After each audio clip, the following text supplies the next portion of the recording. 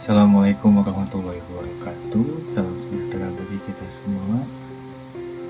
Selamat datang di channel Johnny Roxen. Mudah-mudahan teman-teman semua yang menonton video ini selalu diberikan kesehatan dan kelancaran dalam berbagai urusan. Cerita kali ini merupakan cerita perjalanan yang merupakan sambungan ya dari episode sebelumnya, yaitu masih di Provinsi Riau. Hanya di episode kemarin itu saya titik fokusnya lebih ke Kota Dumai, ke di Selat Malaka. Di kesempatan ini saya akan membahas lanjutan perjalanan dari cerita Dumai tersebut, yaitu Kabupaten Siak.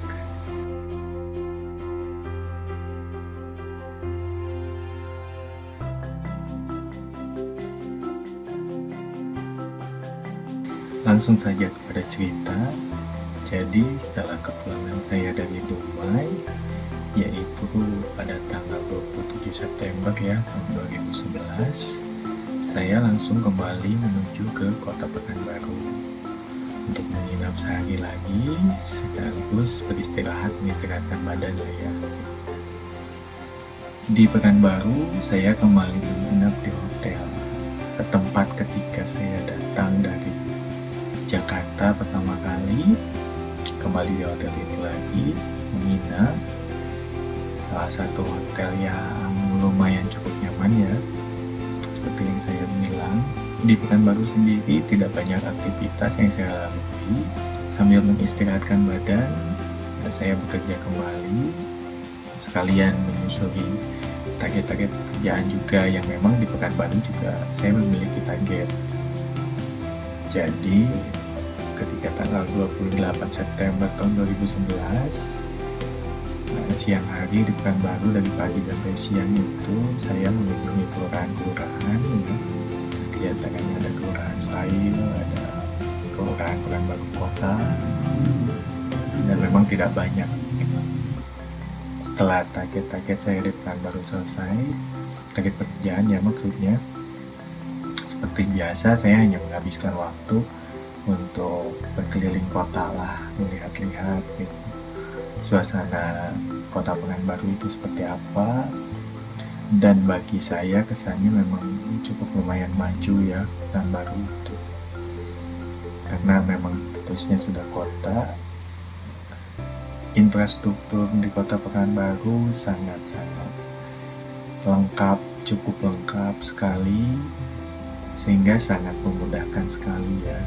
Setelah selesai dengan urusan pekerjaan, ketika sore hari saya kembali ke penginapan untuk beristirahat.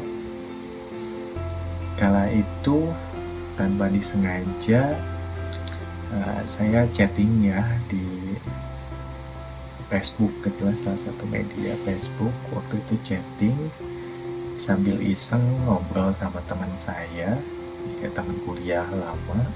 Dan ternyata secara kebetulan teman saya tersebut sedang berada di Kota Pekanbaru tanpa disengaja. Ya, jadi tanpa berbasa-basi lagi, saya langsung bertemu dengan sahabat waktu saya kuliah di Bandung dulu itu ya. Si rekan saya itu datang ke hotel tempat saya menginap. Kemudian ya biasalah menghabiskan waktu bersama, ngobrol-ngobrol, terus sambil keluar hotel cari tempat nongkrong lah ya, buat ngopi sambil makan malam. Dan itu rasanya cukup senang sekali ya, karena saya tidak kesepian juga ternyata di Kota Pekanbaru. Setelah menghabiskan waktu cukup lama nongkrong-nongkrong sambil ngopi-ngopi, akhirnya saya pun kembali ke hotel. Dan teman kuliah saya dulu pun undur diri ya untuk pulang ke tempat tinggalnya di Pekanbaru, karena memang dia juga keesokan paginya harus bekerja. Tidak banyak cerita. Setelah kembali ke penginapan, saya pun istirahat seperti biasa, karena keesokan harinya saya harus mengejar target lain yang ada di salah satu kabupaten yang letaknya tidak jauh dari Pekanbaru. Pekanbaru. Namanya Kabupaten Kuantan Singingi atau biasa orang menyebutnya Kuansing.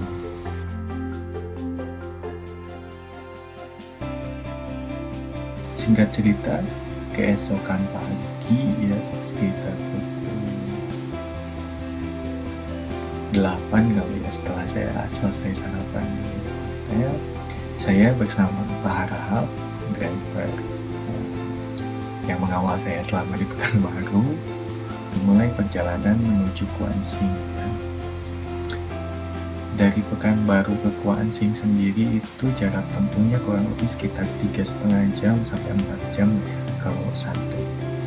Kala itu seperti biasa, kami berdua saja menyusupi jalan. Jadi memang Kuansing itu arahnya lebih ke Sumatera Barat. Target saya sendiri di Kabupaten Kuantan Singingi ini waktu itu datang ke salah satu kecamatan, kalau tidak salah namanya Kecamatan Benai ya waktu itu, karena berdasarkan report yang waktu itu saya terima, Kecamatan Benai ini belum terkoneksi ya peralatannya, makanya otomatis saya menuju ke sana. Ya, seperti biasa setelah saya bekerja, saya memutuskan untuk ya hanya sekedar keliling-keliling lah di pusat kota, di pusat keramaian Kabupaten Kuansing ya, nama daerahnya Teluk Kuantan lah, daerah Teluk Kuantan. Sana saya menyempatkan makan siang juga, dan waktu itu saya makan siang sambil nongkrong-nongkrong itu di sekitar Sungai Kuantan ya, gitu. Yaitu salah satu sungai yang terletak di Kabupaten Kuansing yang selalu menjadi daya tarik wisata ya, karena di Sungai Kuantan ini biasanya digelar acara pacu jalur ya, istilahnya balap perahu lah, balap perahu dayung gitu, dan biasanya acaranya diadakan pada momen-momen tertentu biasanya. Jadi memang kayak mungkin 17 Agustusan atau momen-momen khusus tertentu lainnya. Jadi setelah makan siang sambil santai-santai, saya duduk-duduk, nongkrong-nongkrong di sekitar pinggiran sungai, dan memang tidak lama juga. Karena waktu itu kalau tidak salah ya memang waktu sudah menunjukkan agak-agak siang lah, jam 2-an, maka saya pun langsung memutuskan untuk kembali ke Pekanbaru. Tapi sebenarnya kalau misalkan kita mau sedikit explore di Kabupaten Kuansing ini, memang Kabupaten Kuansing ini banyak menyajikan wisata alam ya, kayak tebing-tebing, air terjun, mungkin ada bukit-bukit lah ya. Bahkan ada salah satu spot menarik ya, Gua Bunian, namanya Gua Bunian, yaitu terletak di Bukit Kanua. Namanya cukup unik ya, mungkin bagi teman-teman yang paham kata-kata bunian itu apa ya, paling tidak udah punya gambaran lah itu gua seperti apa dan kenapa dinamakan Bunian. Lanjut ke cerita, kami pun akhirnya kembali ke Pekanbaru. Sampai di Pekanbaru itu ya sekitar sore hari lah, jam 5 atau hampir maghrib, dan saya pun langsung menuju hotel untuk beristirahat, mandi-mandi lah, beristirahat lah intinya. Ketika saya di hotel saat malam menjelang, karena waktu itu saya belum sempat makan malam, akhirnya saya memutuskan untuk makan malam di hotel ya. Karena kebetulan kalau nggak salah waktu itu saya nginep di lantai 3 atau 4 lah ya, lupa sih. Jadi turun ke bawah pakai lift, dan di hotel tersebut jadi ini ada lobby. Nah di lobby ini ada tempat makan, area makan gitu. Nah, di sebelah area makannya itu ada salah satu semacam klub malam ya, atau diskotik mungkin di sana. Dan ini membuat saya terkejut juga. Otomatis saat itu ketika saya turun ke bawah ke area makan, memesan makanan karena memang di tempat makannya tersebut itu malamnya juga dibuka menjadi kafe, jadi saya memesan makan di sana. Saya duduk di tempat makan, suara jedak-jeduk musik dari diskotik itu terdengar sekali ya. Dan yang lebih bikin saya kaget lagi, jadi di sekitar area lobbynya diskotik itu dan termasuk di area tempat makan saya itu banyak, ya saya nggak tahu lah itu perempuan apa, tapi yang pasti banyak perempuan yang memakai pakaian seksi di sana.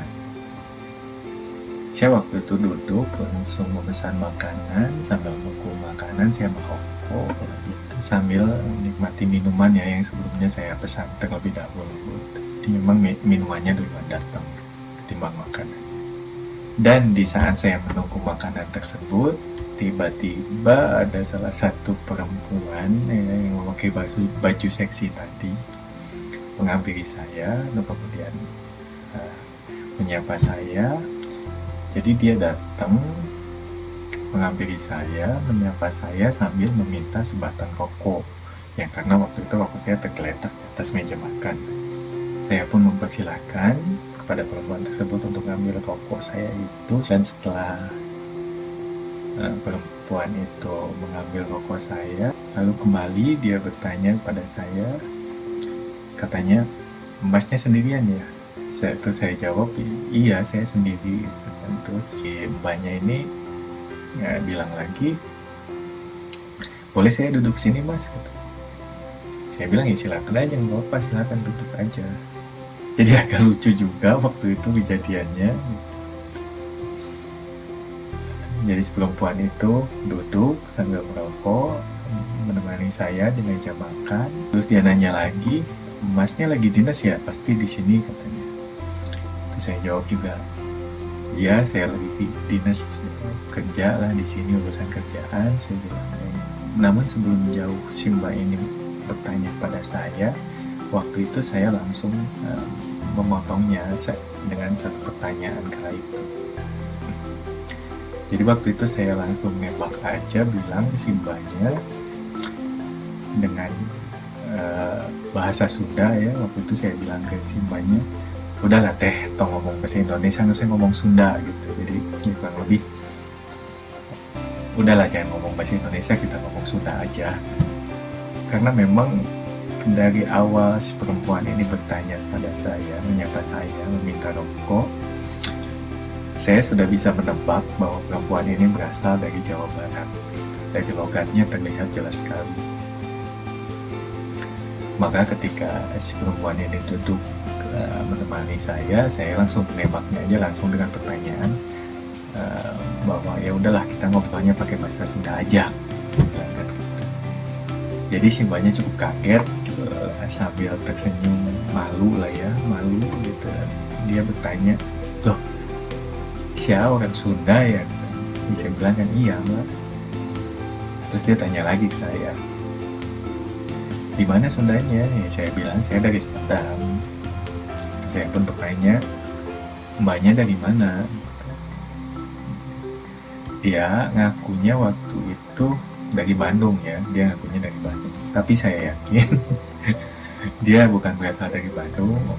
Maka dari itu saya langsung nembak, "Ya udahlah mbak, jangan bohong lah, nggak mungkin dari Bandung," saya bilang kan. Kala itu saya langsung nebak aja ke salah satu nama daerah di Jawa Barat lah ya, yang saya tahu betul karakternya seperti apa. Dan mohon maaf saya tidak menyebutkan ya, takutnya disalahartikan seperti apa. Saya langsung bertanya aja, "Ah bohong, bukan dari Bandung, pasti dari kota A lah." Dan ternyata benar tebakan saya, si mbak tersebut memang dari kota tersebut gitu, berasal dari kota tersebut. Ini kejadian unik ya, unik, lucu sekaligus apa ya. Jadi singkat cerita, setelah saya sudah bisa mengorek atau istilahnya bisa menebak secara kasar kehidupan si mbak ini, akhirnya si mbak ngobrol dengan saya itu sudah tidak berpura-pura lagi. Memang awalnya si Mbak tersebut memang mau berniat merayu saya ya gitu. Karena memang profesi yang dijalaninya ternyata seorang perempuan malam. Namun setelah saya bisa menebak sedikit tentang kehidupannya, akhirnya si Mbak pun ngobrol dengan saya, nggak modus lagi lah istilahnya, nggak punya niatan untuk ngerayu lagi, tapi lebih ya ngobrol aja lah, nemenin saya makan sambil dia menghabiskan rokok. Dan saya pun bahkan menawarinya untuk silakan kalau mau pesan makan atau pesan minum, mau pesan apa pesan aja nggak apa-apa, nanti biar saya yang bayar gitu. Seperti itu. Terima kasih aja buat saya udah ditemenin di sini gitu ya, sambil ngobrol-ngobrol juga pakai bahasa Sunda. Dari kesimpulan obrolan yang saya dapat, ternyata si Mbak ini ya bisa dikatakan sudah sekitar 5 tahunan tinggal di Pekanbaru, datang dari Jawa Barat, dan memang tujuannya untuk mencari pekerjaan. Saya waktu itu mencoba untuk mengorek lebih dalam lagi, dan memang si Mbaknya juga gak keberatan. Waktu itu saya tanya, lo kok bisa gitu kan, ngapain jauh-jauh dari Bandung datang ke sini, ya istilahnya cuma bekerja seperti ini. Terus dari obrolan yang saya tangkap, dia menjawab waktu itu pengakuannya, ya mau gimana katanya, mau kerja apa lagi katanya, kan saya juga harus biayain anak katanya, karena waktu itu anaknya udah 2 kalau nggak salah, atas pengakuannya. Terus saya lanjut lagi, ya kenapa gitu mesti jauh-jauh ke sini, ke Pekanbaru gitu. Terus dia jawab, kan kalau di sini katanya harganya lebih mahal dibanding Jawa Barat.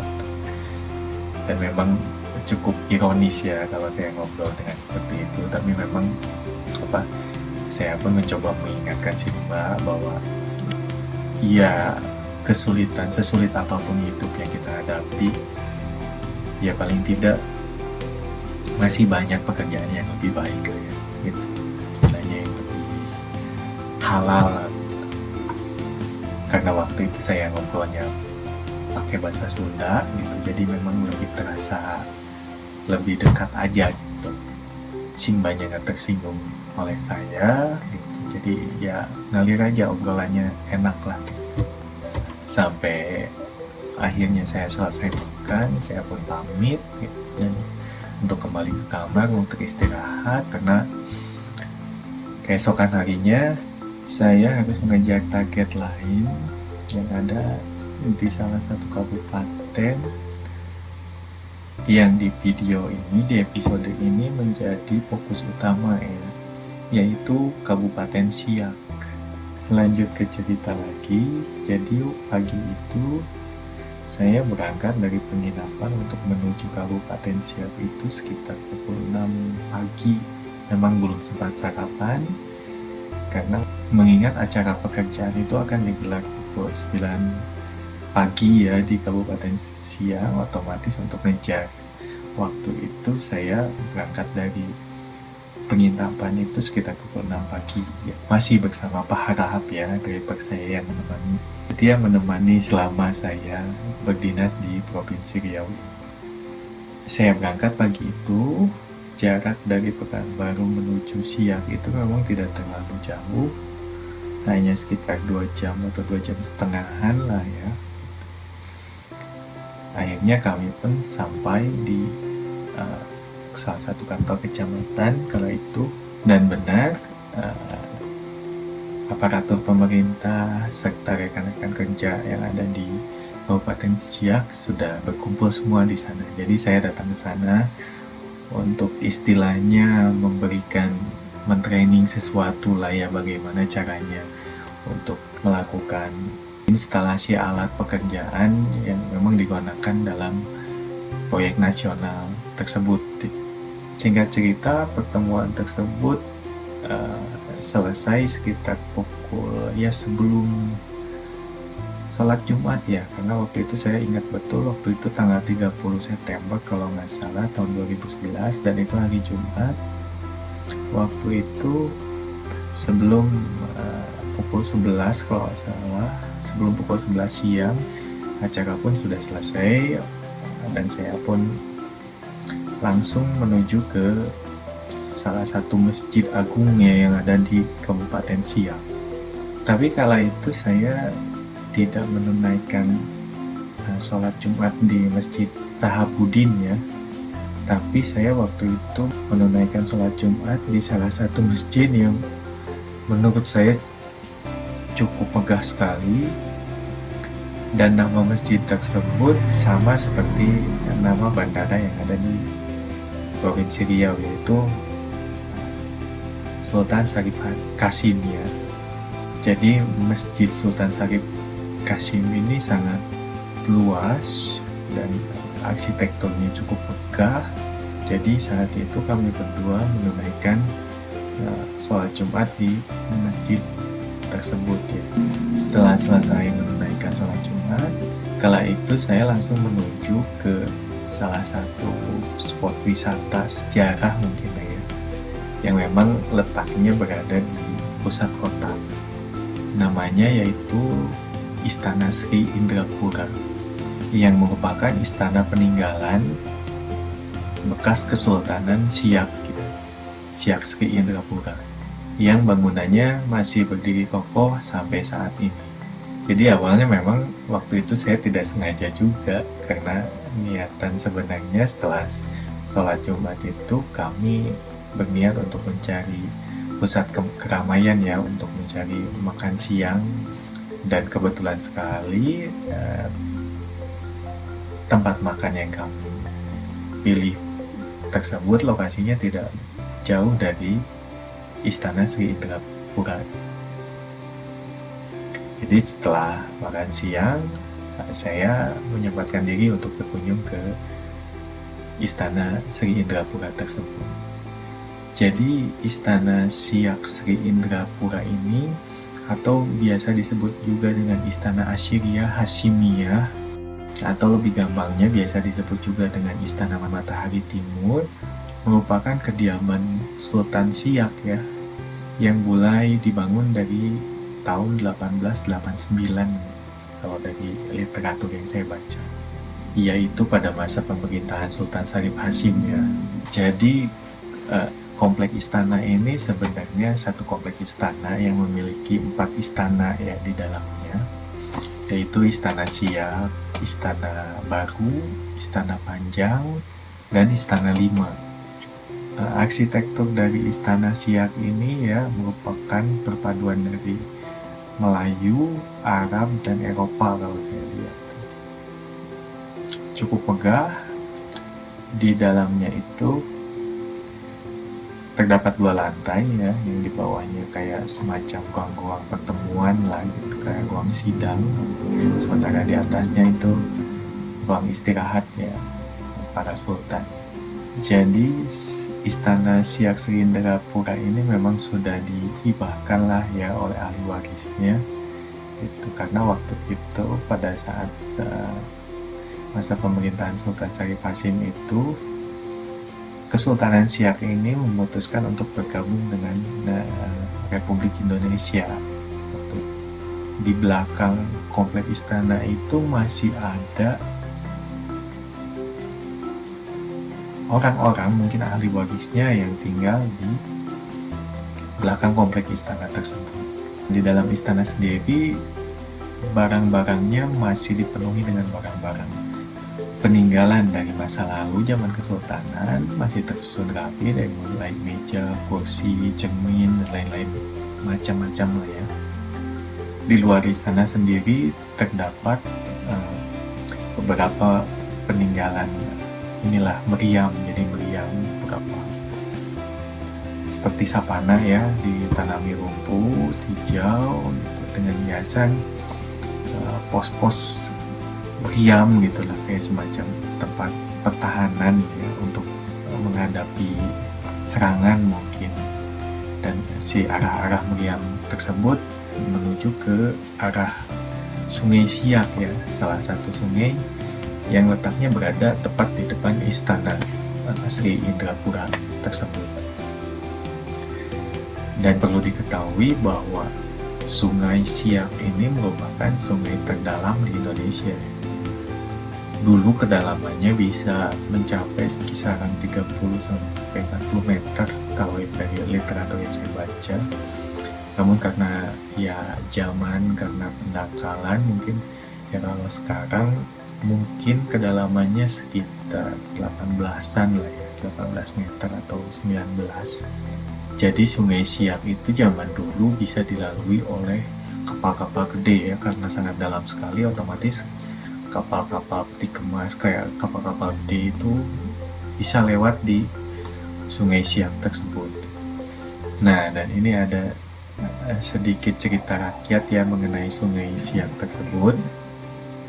Jadi katanya Sungai Siak tersebut menyimpan harta-harta peninggalan dari Kesultanan Siak, dan si harta-harta tersebut dijaga oleh salah satu buaya putih atau ular raksasa gitu, saya lupa lagi waktu itu, tapi yang pasti dari ngobrol iseng saya sambil ngerokok di warung kopi yang tidak jauh dari Sungai Siak, ceritanya seperti itu. Jadi memang harta peninggalan dari Kesultanan Siak itu banyak terdapat di dasar Sungai Siak itu. Dan sampai saat ini katanya belum ada orang yang mampu menyelam sampai ke dasar Sungai Siak tersebut. Katanya ya wajar saja sih, karena Sungai Siak ini airnya memang air payau ya, karena kebanyakan sungai-sungai yang ada di Riau itu rata-rata airnya payau dan cukup warna coklat. Jadi logika sederhananya, orang mau menyelam di sungai dengan air payau seperti itu, otomatis pandangannya pasti, jarak pandang penyelamannya pasti akan terganggu ya, yang pasti. Dan mungkin cerita-cerita dari mulut ke mulut seperti harta-harta tersebut dijaga oleh buaya putih atau ular raksasa sebagai penunggu harta tersebut, ya wallahu alam lah ya kalau masalah itu. Kala itu obrolan kami cukup larut ya di pinggiran Sungai Siak itu, sambil ngopi sambil ngerokok, mendengarkan cerita dari si abang penjual kopinya itu cukup seru.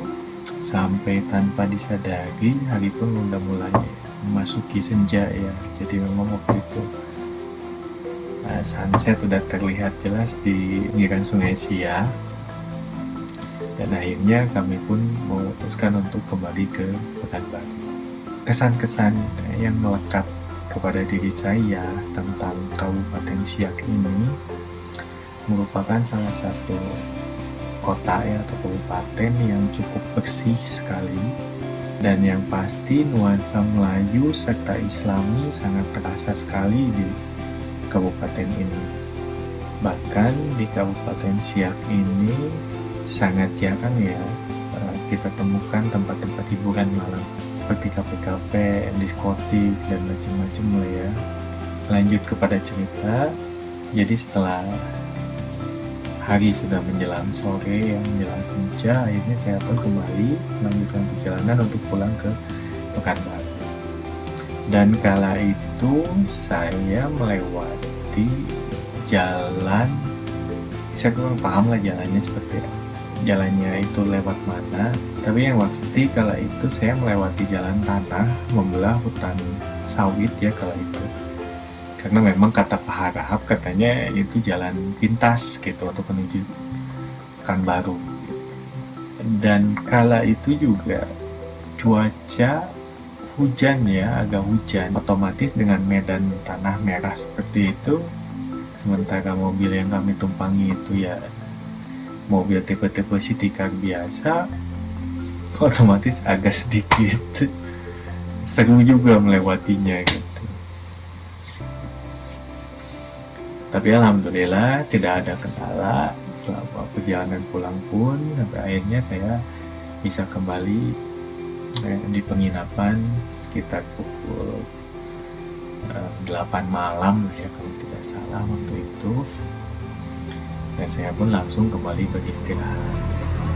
Namun perjalanan saya di Provinsi Riau ini tidak sampai di situ saja, karena setelah pulang dari Siak tersebut, keesokan harinya saya masih memiliki satu target di Kabupaten Kampar ya, yang memang letaknya tidak jauh juga dari kota Pekanbaru, paling hanya sekitar 3 jaman lah ya dari Pekanbaru. Tapi memang kala itu jadi setelah kepulangan saya dari Kabupaten Siak itu, saya istirahat, besok paginya saya berangkat lagi ke Kampar. Dan tidak banyak cerita juga di Kampar itu, karena saya langsung bekerja seperti biasa untuk mengejar target-target pekerjaan gitu. Dan ini cukup saya sesali juga, karena ternyata belakangan saya baru tahu bahwa Candi Muara Takus itu terletak di Kabupaten Kampar ya. Ya, untuk ukuran orang yang cukup suka ya dengan sejarah, otomatis Candi Muara Takus itu cukup menarik bagi saya. Namun sayangnya waktu itu ya, karena minimnya informasi juga, ketika saya di Kampar itu saya tidak kemana-mana, hanya sampai ke kantor kecamatan, terus main-main di sekitar pusat kota. Waktu itu di Bangkinang lah kalau nggak salah ya, daerah Bangkinang, main-main sambil makan siang, langsung lanjut kembali pulang ke Pekanbaru. Jadi memang tidak benar-benar menyempatkan untuk main terlebih dahulu ke salah satu spot wisata. Pada saat itu saya menuju Kampar itu otomatis hari Sabtunya ya, karena waktu datang ke Siak itu saya hari Jumat tanggal 30 September, sementara menuju Kampar itu saya tanggal 1 Oktober tahun 2011, dan itu hari Sabtu. Otomatis keesokan harinya, hari Minggu, saya menyiapkan diri untuk kembali pulang ke Jakarta. Padahal di Kampar itu cukup banyak wisata juga yang bisa dikunjungi. Jadi selain Candi Muara Takus, ada salah satu tempat wisata yang namanya Ulu Kasok ya, yang sepintas pemandangannya bisa dikatakan mirip di Pulau Wayak di Raja Ampat gitu, kalau kita itu. Jadi ya, buat teman-teman yang kebetulan sedang berada di daerah sekitar Kabupaten Kampar, bolehlah mengunjungi situs Candi Muara Takus serta Ulu Kasok ya, sebagai referensi dari saya, karena kala itu saya sendiri tidak sempat mengunjungi tempat-tempat wisata yang ada di Kabupaten Kampar, dan itu sangat disayangkan sekali. Jadi kesimpulannya, kurang lebih saya menghabiskan waktu di Provinsi Riau itu sekitar 1 mingguan lah ya, 1 minggu lebih dikit lah, mungkin sekitar 8 atau 9 harian, dari mulai mengunjungi Kota Dumai, lanjut ya di Pekanbaru sendiri, terus lanjut ke Kabupaten Kuansing, lanjut ke Kabupaten Siak, terus lanjut, dan terakhir sebelum kepulangan saya mengunjungi Kabupaten Kampar. Jadi total ada 5 kota kabupaten ya yang saya kunjungi selama di Provinsi Riau. Ya, mungkin ceritanya sampai di sini saja. Terlepas dari berbagai kekurangan apapun yang saya sajikan ini pada teman-teman semua, tapi mudah-mudahan tidak mengurangi dari niat saya untuk selalu berbagi dengan teman-teman semua, dan mudah-mudahan bisa berguna, bisa diterima bagi teman-teman semua. Seperti biasa, bagi yang belum bergabung bersama channel kami, langsung saja di subscribe, jangan lupa di like, komen juga, kalau mau di share silahkan share saja. Akhir kata, Assalamualaikum warahmatullahi wabarakatuh.